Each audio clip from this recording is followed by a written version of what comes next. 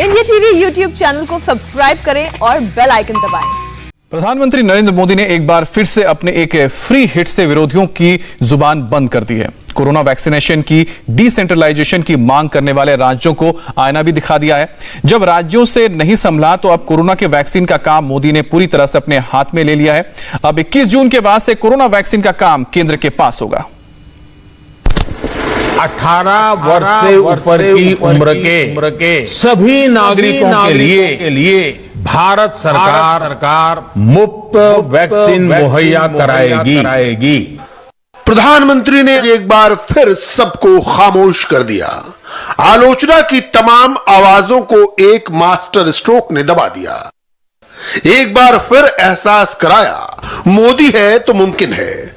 देश के नाम अपने संदेश में मोदी ने बड़ा ऐलान किया, वैक्सीन मुहैया कराएगी। अब कोरोना वैक्सीनेशन का पूरा जिम्मा केंद्र सरकार का होगा। केंद्र सरकार ही वैक्सीन बनाने वाली कंपनियों से वैक्सीन खरीदेगी, वही वैक्सीन लगवाएगी। 21 जून के बाद वैक्सीनेशन का मिशन पूरी तरह मोदी सरकार के हाथ में होगा। मई में 2 सप्ताह बीतते कुछ राज्य खुले मन से ये कहने लगे कि पहले वाली व्यवस्था ही अच्छी थी। धीरे धीरे इसमें कई राज्य सरकारें जुड़ती चली गई। वैक्सीन का काम राज्यों पर छोड़ा जाए। जो इसकी वकालत कर रहे थे उनके विचार भी बदलने लगे। एक अच्छी बात रही कि समय रहते राज्य पुनर्विचार की मांग के साथ फिर आगे आए। राज्यों की इस मांग पर हमने भी सोचा कि देशवासियों को तकलीफ ना हो, सुचारू रूप से उनका वैक्सीनेशन हो। इसके लिए 1 मई के पहले वाली, यानी 1 मई के पहले 16 जनवरी से अप्रैल अंत तक जो व्यवस्था थी, पहले वाली पुरानी व्यवस्था को फिर से लागू किया जाए।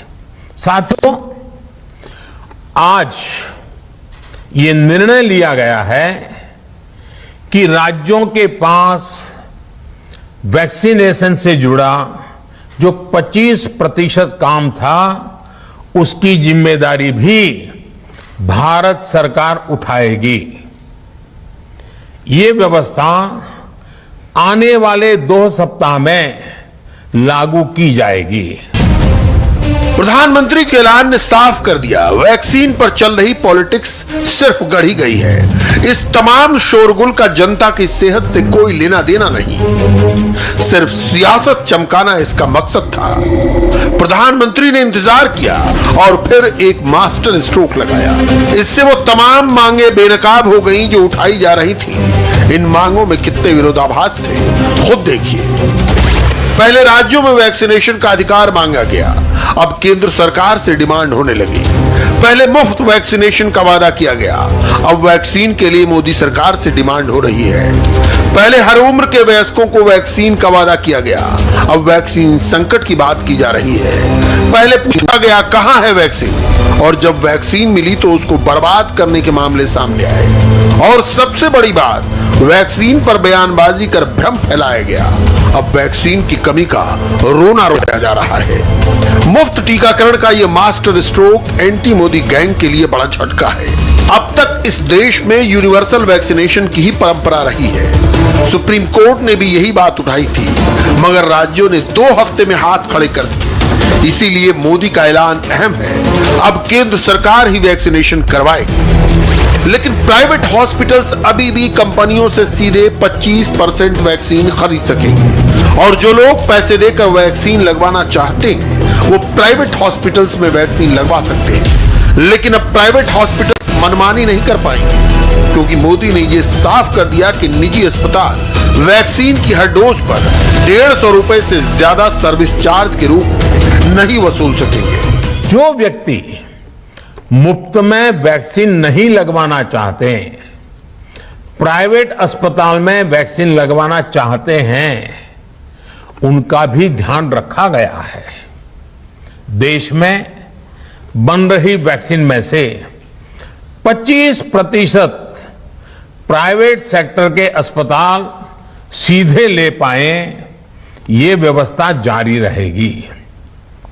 प्राइवेट अस्पताल वैक्सीन की निर्धारित कीमत के उपरांत एक डोज पर अधिकतम 150 रुपये ही सर्विस चार्ज ले सकेंगे। इसकी निगरानी करने का काम राज्य सरकारों के पास ही रहेगा। यह सवाल उठ सकता है कि राज्यों को 38 दिन के लिए जिम्मेदारी क्यों दी गई। इसका जवाब भी मोदी ने दे दिया। मोदी ने कहा कि जब केंद्र सरकार WHO की गाइडलाइंस के मुताबिक वैक्सीनेशन प्रोग्राम चला रही थी, तब राज्य सरकारों ने और कई नेताओं ने सरकारी नीति और नियत पर सवाल उठाए। वैक्सीनेशन प्रोग्राम को डिसेंट्रलाइज करने की मांग की गई। इनमें दिल्ली के मुख्यमंत्री अरविंद केजरीवाल से लेकर महाराष्ट्र के सीएम उद्धव ठाकरे तक थे। बंगाल में ममता बनर्जी से लेकर राजस्थान में अशोक गहलोत तक थे। छत्तीसगढ़ के भूपेश बघेल से लेकर झारखंड के हेमंत सोरेन तक थे।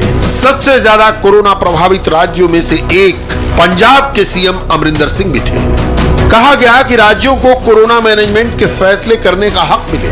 मोदी ने कहा कि राज्यों के उत्साह को देखते हुए केंद्र सरकार ने उन्हें 25% वैक्सीन प्रोक्योर करने और लोगों को वैक्सीनेट करने की जिम्मेदारी दी थी। प्रधानमंत्री के कदम से साफ है कि राज्य इस जिम्मेदारी का बोझ नहीं उठा सकते। आज ये निर्णय लिया गया है कि राज्यों के पास वैक्सीनेशन से जुड़ा जो 25% काम था, उसकी जिम्मेदारी भी भारत सरकार उठाएगी। ये व्यवस्था आने वाले 2 सप्ताह में लागू की जाएगी।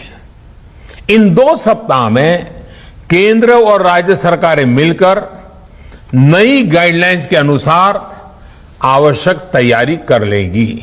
21 जून सोमवार से देश के हर राज्य में 18 वर्ष से ऊपर की उम्र के सभी नागरिकों के लिए भारत सरकार राज्यों को मुफ्त वैक्सीन मुहैया कराएगी।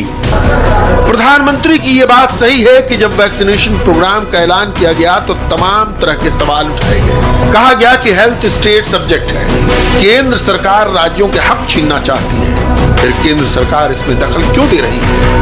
और जब नरेंद्र मोदी ने राज्यों की बात मान ली, वैक्सीनेशन में 25% काम राज्यों को दे दिया, तो कहा जाने लगा कि केंद्र सरकार अपनी जिम्मेदारी राज्यों पर डाल रही है।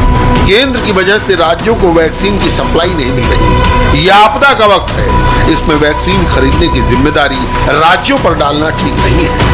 मोदी ने इन दलों को आपदा के वक्त राजनीति से परहेज करने की सलाह भी हाथों हाथ दी। हम सब देख रहे हैं कि वैक्सीन की एक एक डोज कितनी महत्वपूर्ण है। हर डोज से एक जिंदगी जुड़ी हुई है।